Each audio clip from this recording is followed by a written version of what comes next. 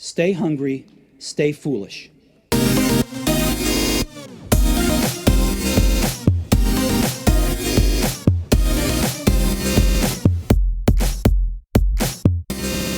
Nearly all scientists who study the biology of aging agree that we will someday be able to substantially slow down the aging process.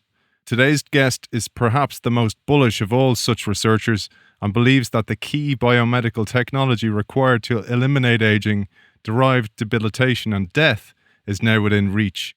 In his book, he and his research assistant Michael Rae describe the details of this biotechnology. They explain that the aging of the human body, just like the aging of man-made machines, results from an accumulation of various types of damage. As with man-made machines, this damage can periodically be repaired, leading to indefinite extension of the machine's fully functional lifetime, just as is routinely done with classic cars. We already know what types of damage accumulate in the human body, and we are moving rapidly toward the comprehensive development of technologies to remove that damage. By demystifying aging, our guest systematically dismantles the fatalist presumption that aging will forever defeat the efforts of medical science. We welcome the author of Ending Aging, the rejuvenation breakthroughs that could reverse human aging in our lifetime, Dr. Aubrey de Grey. Welcome to the show. Thank you for having me.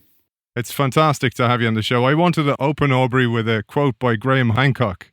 It goes like this: "This is how it is with every paradigm shift. It happens because little by little, drip by drip, new evidence keeps coming in that can't be explained by the existing paradigm.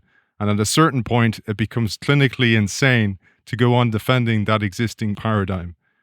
It takes great courage to step outside what's considered the norm. And for that, sir, this show and I want to tip the hat to you for your fantastic work to step outside the norm." Well, you're very kind. I thought it would be useful to start with an explanation of what SENS is, Aubrey, and what's your mission. The best way to define SENS is to start by defining aging. And of course, the reason why that's necessary is because different people have different ideas and generally rather poorly defined ideas about what aging is. The best way, I think, to define aging is as the combination of two processes: a process that happens throughout life and a process that happens late in life. The one that happens throughout life is that our bodies create damage to the body. In other words, changes to the microscopic structure, the molecular and cellular structure of the body, that are side effects of the way that the body normally works to keep us alive from one day to the next. And these side effects are initially harmless because the body is set up to tolerate a certain amount of them. But eventually, the body has more damage than it is set up to tolerate, and that is when the damage starts to kick off the second process, which is the decline in function of the body, the gradual progression of chronic mental and physical dysfunction, and eventually death. The reason why I think that it's good to highlight the analogy with simple man-made machines, we have the same definition there. We can, for example, consider rusting as a side effect of the normal operation of a car. And of course, rusting is initially harmless for a car because the car is set up to work fine with a little bit of rust. But eventually there's too much rust and the doors fall off. So it's really exactly the same. And that turns out to be useful as a way of demystifying aging. So then what is SENS? SENS is essentially a damage repair paradigm. The idea is that we allow damage to happen because we can't stop it from happening, but that we periodically eliminate the damage from the body, not necessarily perfectly, but we eliminate a fair amount, so that we keep the overall load, the overall amount of damage in the body, down below this amount that the body is set up to tolerate. So that's equivalent to removing the rust every so often from your car. Now, the reason that this is so controversial, or rather was so controversial when I started putting it forward nearly 20 years ago, is that for the previous many decades, people who were studying the biology of aging were looking at a completely different paradigm for postponing the health problems of late life. Namely, they were looking at trying to make the body run more cleanly in the first place and lay down damage more slowly than it normally does. And that was inspired by the observation in the living world that some species lay down damage much more slowly than others because they've got better machinery for avoiding damage. But of course, we haven't actually had any success in that paradigm. And this is essentially because the creation of damage is so unavoidably and intrinsically bound up with the operation of the body, the metabolism that keeps us going from one day to the next. So the damage repair approach is actually much more practical. And at this point, 19 years after I first started thinking in this way, I can confidently say that, in fact, this damage repair paradigm is really the dominant, mainstream, orthodox way of thinking in this regard. And it's very difficult for people to get their heads around this. Like any paradigm shift, we've been born into this paradigm. And one of the hurdles that I always hear when I mention this to people is that, what will we do when we're older? Does this mean just dragging out years of pain, etc.? But you talk about, as you say in the book, ending the horror show altogether. Well, this is right. Yeah. I mean, it is really quite shocking how irrational most people are about this. So the paradigm shift that I talked about a moment ago was, of course, a paradigm shift within the field of biogerontology, among the small coterie of people who actually study the biology of aging. But there's another paradigm shift that you're alluding to that has to occur within society, which is to understand that aging is a medical problem, and that therefore we have the opportunity and indeed a moral obligation to develop ways to prevent it using new medicines and to keep people healthy late in life. Now, the idea that there would be some kind of downside to this has to be examined rather carefully because, in fact, people are very prone to invent some potential hypothetical downside from this and then just completely uncritically presume that their idea is true and therefore that the defeat of aging is a bad thing. And one of the most famous is the one that you just mentioned, that people jump to the conclusion that medical intervention in aging would constitute simply keeping people alive in a poor state of health, which is typical of how people are late in life today, when in fact the proposal is the exact opposite, to actually extend the youthful period of life and postpone the health problems of late life, with the increase in longevity being simply a side effect of that. And one of the things you say, and you say this in the book, and the book was 20 years old when you started doing the research. It was published, the one I have, in 2008. And I don't know if the figures are still accurate, but then you said around 150,000 people die each day worldwide. And of those, 2/3 or 100,000 die of aging. Yet we have not addressed the problem of aging yet. That's right. And in fact, yes, you're quite right. Those numbers, I can update them a bit. The number of people who die in total worldwide each day is now around 155,000, and the number who die of aging is about 110,000. So actually the proportion of deaths that are due to aging has gone up. It's over 70% now. An objection I hear, Aubrey, and you cover this brilliantly, and I really highly recommend people look at your TED Talks because you challenge people. Come at me, bring me the challenge. I've heard them all. But one of the ones that people come with is that nature has adapted towards aging and death anyway in a kind of a natural circle of life. But that's not always the case. And you alluded to this in that some species have already adapted beyond aging. Well, they have. However, I don't really view that as a particularly strong challenge to the paradigm that we can medically control aging. I think a better one is simply to say that nature has adapted to the presence of infections and the high mortality rate in infancy, for example. But lo and behold, we figured out how to fix that.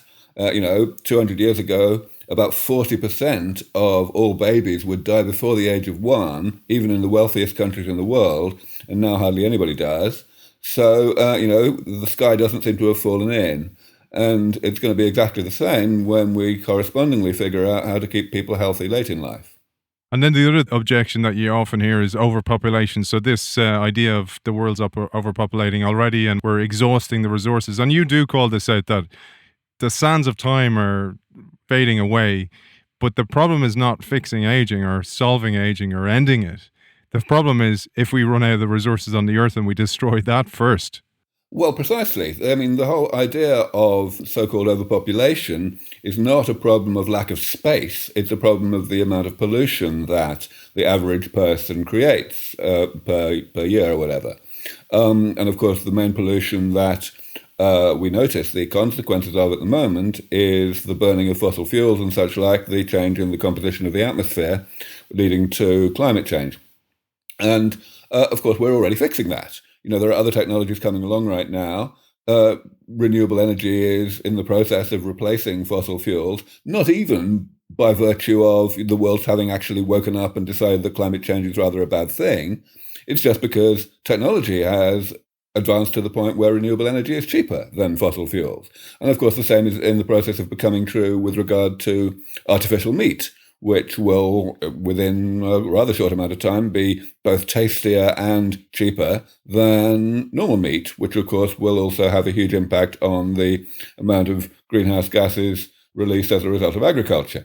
And you've got a bunch of other technologies that fit into the same kind of pattern, desalination, for example, becoming extraordinarily cheap. So the carrying capacity of the planet, the actual number of people that we can have on the planet without an unacceptable level of environmental impact, that carrying capacity is absolutely certain to rise much more rapidly than the population will rise, whether or not we defeat aging.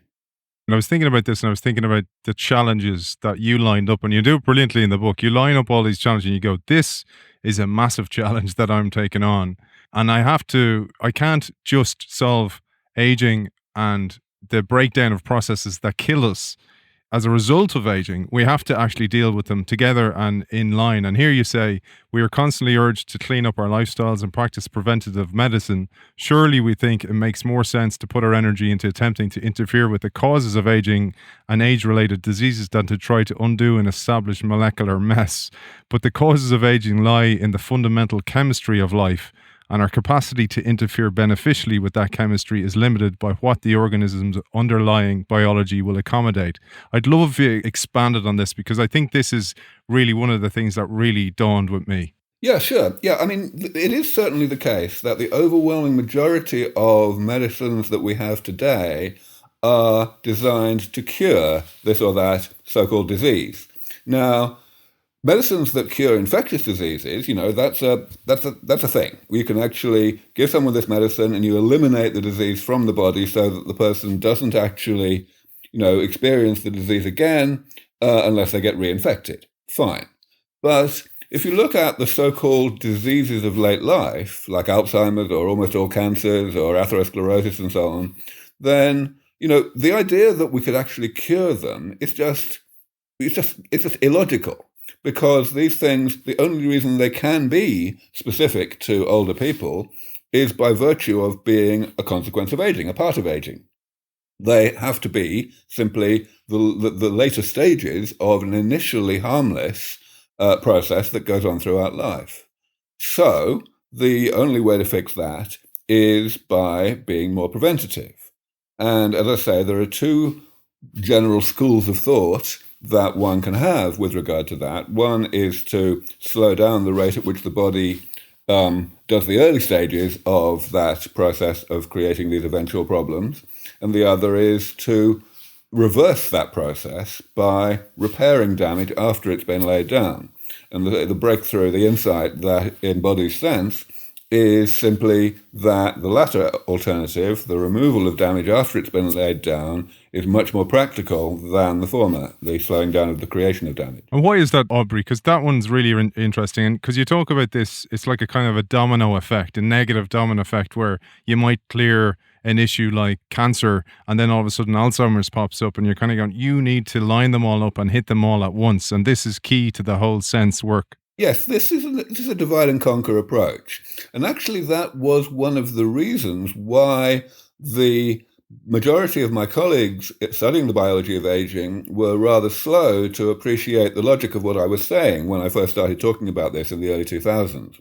Because, you see, the geriatric paradigm of actually trying to genuinely cure these pathologies of late life is also a divide and conquer problem. But it's an impractically large divide and conquer problem, a kind of whack-a-mole problem, where you're getting so many things going wrong with the body at more or less the same time and interacting and exacerbating each other. And really the whole field of studying the biology of aging is a result of the realization from more than a century ago that this approach is just never going to work because there are too many things that go wrong. However, the thing about repairing damage, which is essentially intervening at an earlier stage before people get sick, is that even though it's a divide and conquer problem, it's a much more manageable one. There's only 7 major types of damage that accumulate in the body as consequences of the body's normal operation.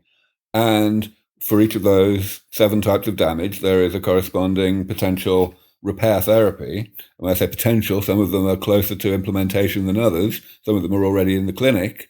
But once one looks closely at the details, one can see that it's a much less daunting divide and conquer problem than the geriatric paradigm.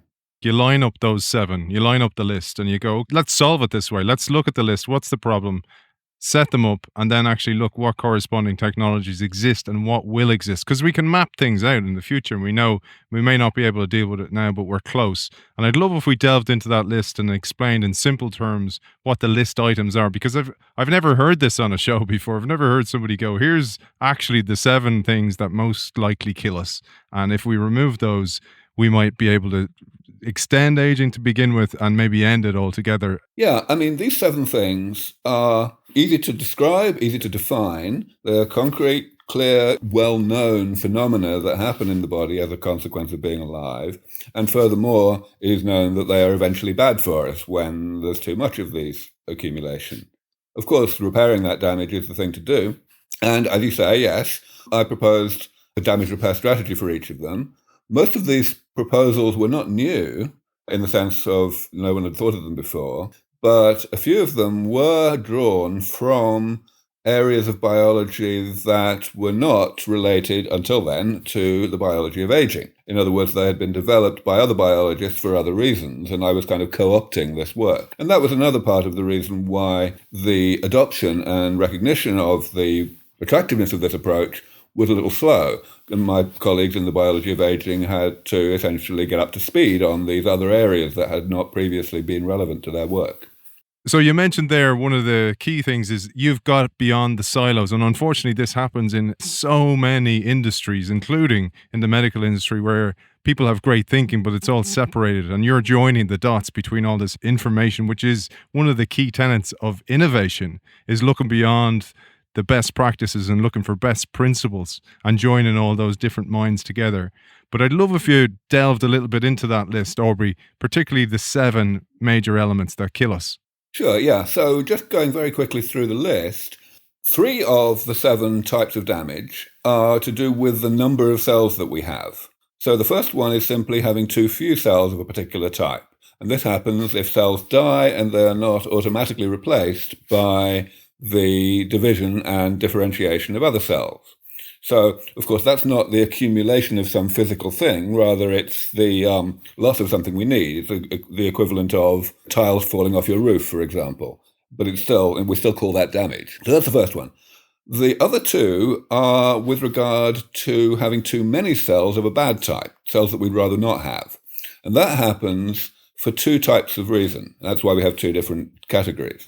One reason is that cells are dividing when they're not supposed to, so we just have too many of them per se. Even though the cells themselves may be functioning, there's just too many of them. And of course, that is more or less the definition of cancer.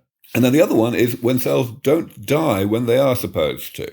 In other words, they just hang around and they cause more trouble, they do more harm than good. And the body may try to eliminate them, but it doesn't succeed. And that turns out to be quite important in the aging of the immune system, for example. Okay, so those are the ones to do with cell number. The other ones are molecular. So there are 2 things that go wrong inside the cell. One of them is mutations in the DNA that lives inside a very important part of the cell called the mitochondrion. So mitochondria are the machines within cells that perform the chemistry of breathing. They combine nutrients with oxygen to extract energy from the nutrients. And that process is very hairy and it creates toxic molecules called free radicals. And for that reason, it damages DNA.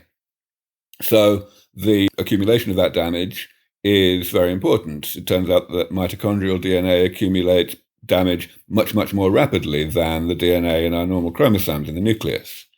The other type of damage within the cell is simple waste products, stuff that the cell creates as a byproduct of its normal operation, but that the cell does not have any mechanism to destroy or to excrete. So it just accumulates, typically in a kind of incinerator called the lysosome.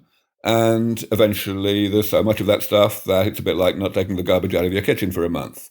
Okay, so that leaves just two more types of damage, and these are things that happen outside the cell, in other words, in the spaces between cells. One of them is, again, the accumulation of garbage, waste products, and the other one is the accumulation of molecular changes, molecular crosslinks, essentially chemical bonds between long-lived molecules that are involved in giving our tissues their physical properties, especially their elasticity. So this is a major contributor to hypertension, for example, because the major arteries become less elastic. And it's also the exact same chemistry is heavily responsible for wrinkles, so it has cosmetic consequences as well. For each of those 7 types of damage, there is a corresponding generic approach to dealing with it. For loss of cells, you've all heard of the answer, which is simply stem cell therapy. We put cells into the body that know what to do, that we've prepared in the laboratory to be able to divide and differentiate to replace the cells that the body is not replacing on its own. For cancer, there is, of course, a wide range of different ideas, but there's particular progress recently on using the immune system against cancer. There's great promise there, and there are also a bunch of other ideas that we've been pursuing for taking that forward. Then, for getting rid of these cells hanging around and not dying when they're supposed to, that's actually something that's seen great breakthroughs in the past few years with the development of drugs and other methods that can selectively eliminate these cells. There are approaches that we've been pursuing for a number of years, and also other approaches that have had great success. So especially there's a subset of this type of cell called senescent cells, which are very important in this area. Then for mitochondrial damage, DNA damage, basically we are pursuing an approach that involves putting mitochondrial DNA backup copies into the nucleus, into our normal chromosomes, where it's much less susceptible to damage. That's not so hard as it sounds, though it is actually pretty hard. But the idea is basically we have to modify the DNA so that it still works even though it's in the wrong place, and we are getting close to getting that working. Then, for getting rid of waste products in the cell, essentially what we're doing is identifying other species, especially bacteria, that have the genetic machinery to break down these substances, and we incorporate those genes into human cells.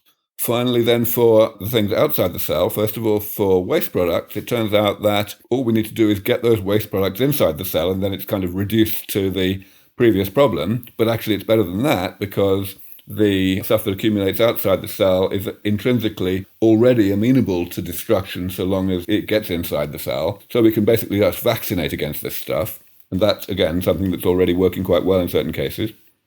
And finally, getting rid of these crosslinks, again, we need to develop enzymes or possibly small molecule drugs that will simply break these unwanted accumulating chemical bonds. And again, we've seen some great breakthroughs in work that we funded over the past few years. You're solving so many of the mechanical issues. So you've either, your team and your research has shone a light on it for people to solve these problems. But the real challenge is going to be a humanic issue, if you want to call it that. It's a human issue where people change their perception and they change their paradigm of how things happen and how age happens. Because I was thinking of the Roger Bannister effect. Until 1954, nobody thought it was possible to beat a 4-minute mile. He beats it. Within 2 months, somebody else beats it. And within 5 years, it's beaten again twice because he opened the floodgates of this is possible.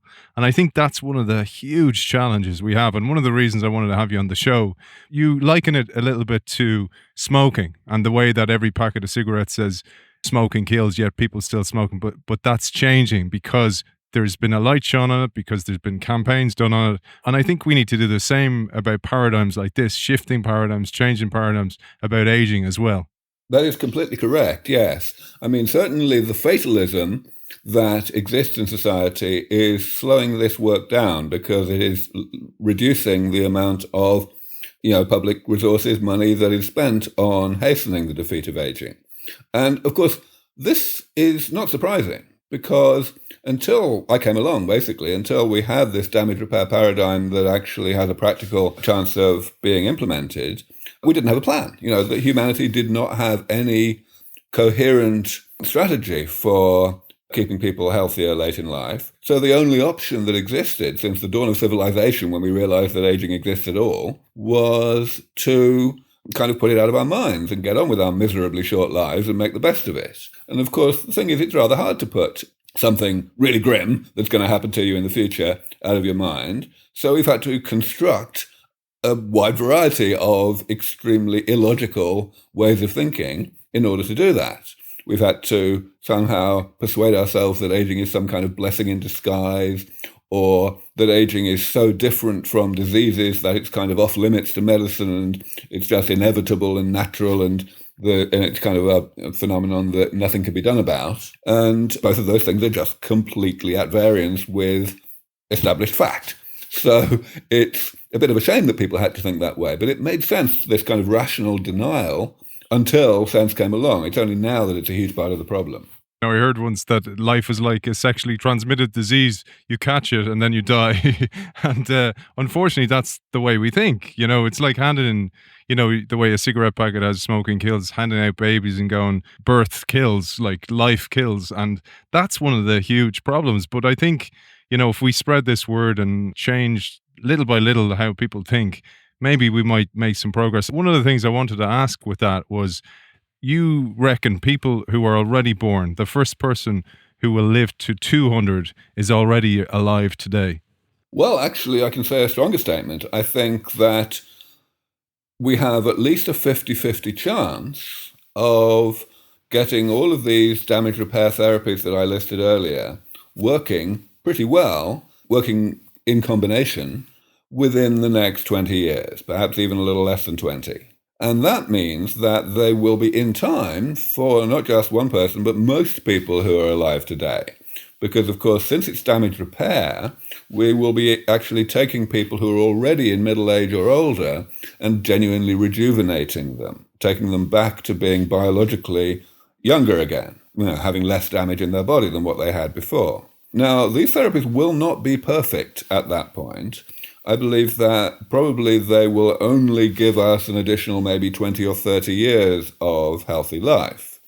But the thing is, that healthy life will be given, because it's to people who are already in middle age, it will buy us time. It will get us to the point where, 30 years down the road, these same people will be biologically middle-aged again, but we will be able to re-rejuvenate them with improved therapies that have been developed during those 30 years.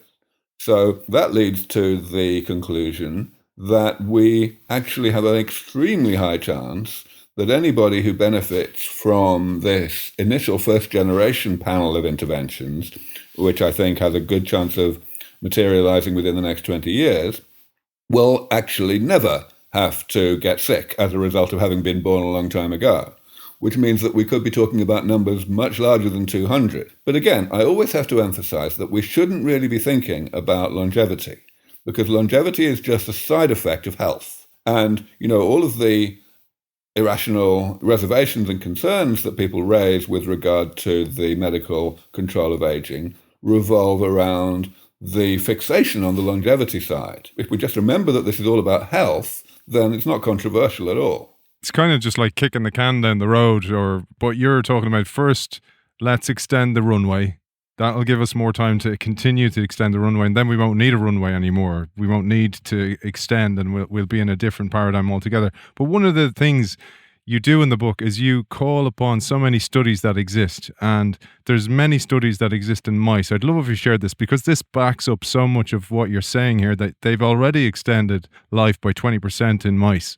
Well, we must actually be rather careful about that. So, yes, absolutely. We've been able to extend longevity in mice, and of course healthy longevity, postponing the health problems of late life, by actually considerably more than 20%, more like 40 or 50%.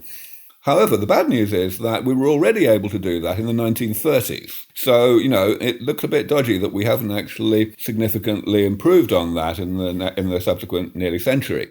However, that's okay, because it turns out that the ways in which we were able to do that in mice and rats for so long are ways that don't scale. Those are not the ways that we are going to succeed in postponing aging in long-lived species like humans.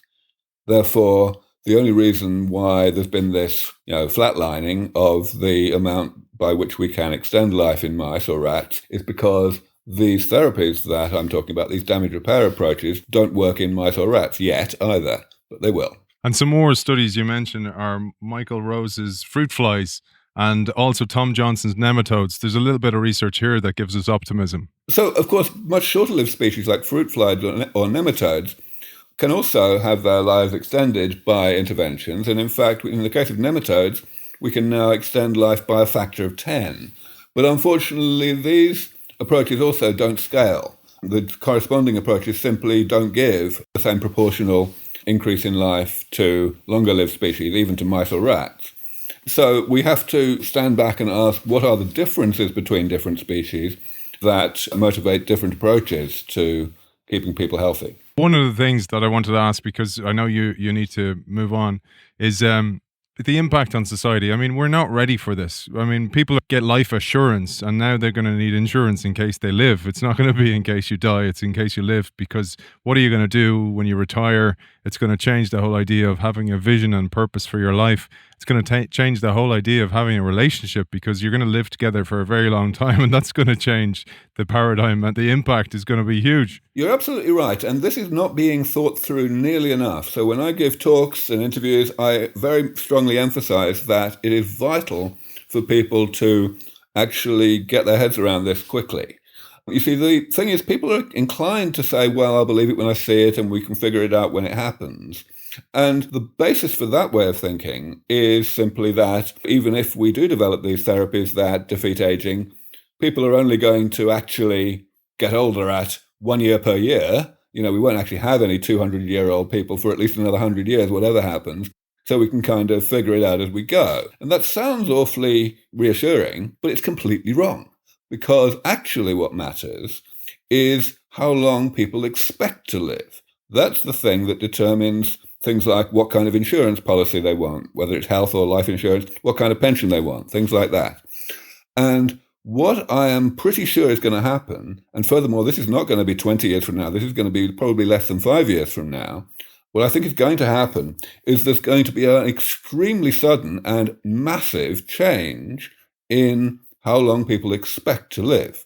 Because suddenly the reality of the work that's already going on in the laboratory is going to hit society. People are going to realize, oh my God, we are actually on the cusp of being able to do these same things in humans. And progress being what it is, it's going to be able to get to this point that you described earlier, this where we stay one step ahead of the problem.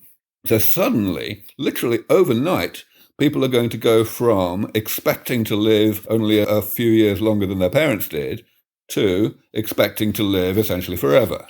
And that is when the shit's going to really hit the fan, so to speak, when people are going to start changing how they spend money, how, big ticket items like the ones I just mentioned, how they plan for inheritance, how they do a lot of the most fundamental things in their lives. And if we're not ready as a society, top policymakers and opinion formers, if we haven't thought that through before society wakes up to this realization, then the transition into a post-aging world is going to be much more turbulent than it need be. It reminds me exactly of the problem with disruption in businesses. If you leave it until the platform is nearly burnt out or it's too late, you only stand a 10% chance of survival. And it's the same if you want to jump careers. You need to build capability well before the need to do so.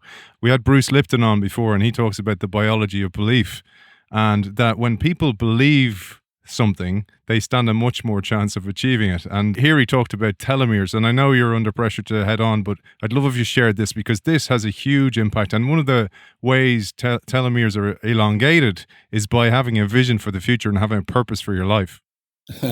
Well, Yeah, kind of. So, telomeres are, for those of you who don't know, the ends of chromosomes, special sequences of DNA that protect the ends of chromosomes from fraying, basically. Those telomeres get shorter during life, and some people think that a good idea for keeping people healthy would be to counteract that by using an enzyme called telomerase that extends telomeres. And there is plenty of evidence that that might have some good, indeed, some rejuvenating effects. It may be that we have to be rather selective about it because it may actually be bad to extend telomeres in the case of cancer, but the jury is still out on that. However, what you're alluding to is that the natural rate of shortening of telomeres is affected by certain things, and one thing that's affected by it seems to be stress. So people who have very stressful lives, especially people who are very poor at handling stress, tend to have an accelerated shortening of their telomeres, and they tend, sure enough, to live less long. Centenarians, if you look at 100 centenarians, they don't have much in common. But one thing they tend to have in common is nothing bothers them. They're very good at coping with stressful situations. And it is indeed believed that this contributes to their longevity. Brilliant. And Aubrey, where can people find out more about your work? So, of course, the focus of my work is Sense Research Foundation, which is a charity based in California. And naturally, we have a website, sense.org, S for sugar, E for elephant, N for November, S for sugar.org. And there is massive material there. There is plenty of stuff for experts and also plenty of stuff for complete novices. And there's lots of news about what's happening and how rapidly it's happening and whereabouts in the world I'm going to be speaking next, things like that. And of course, there's a nice friendly donate button. One last question is, you're mic'd up to the rest of the world. You have an opportunity to tell everybody one thing. What is the message that you want to get across? Aging is a medical problem that we are within striking distance of solving.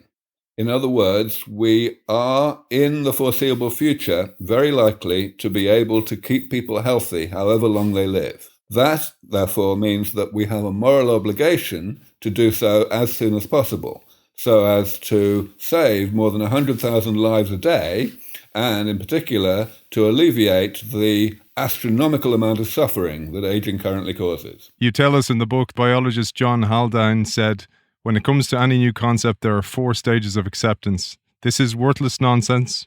This is an interesting but perverse point of view. This is true but unimportant. And 4, I always said so. I look forward to when you reach stage 4, Aubrey, author of Ending Aging, the rejuvenation breakthroughs that could reverse human aging in our lifetime. Dr. Aubrey de Grey, thank you for joining us. Well, thank you very much for having me on the show.